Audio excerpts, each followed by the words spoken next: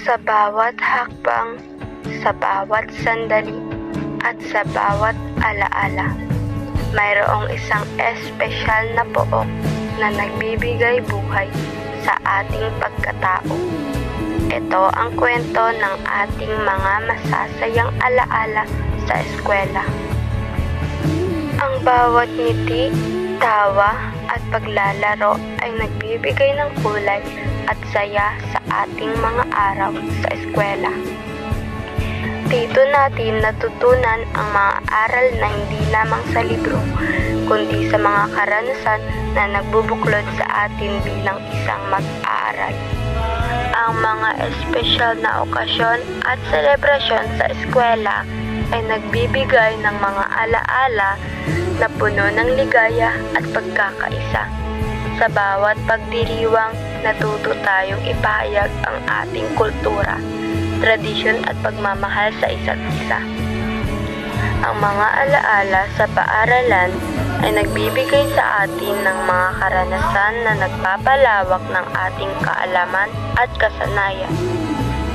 Sa bawat pag-aaral, natutunan natin ang mga konsepto at teorya na nagbubukas ng ating isipan.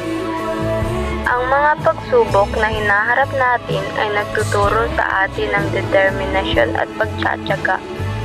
Sa bawat tagumpay na ating nararanasan, nararamdaman natin ang ligaya ng pag-unlad at pagkamit ng mga layunin.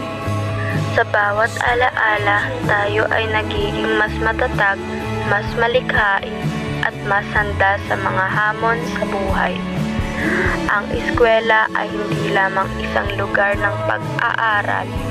Ito ay isang tahanan ng mga alaala na mananatiling nagbibigay buhay sa atin. Ang mga alaala sa paaralan, nararamdaman natin ang init ng mga ngiti at tawanan ng mga kaibigan na nagiging pamilya. Ang kanilang presensya ay nagbibigay ng kasiyahan at suporta sa ating pinagdadaanan.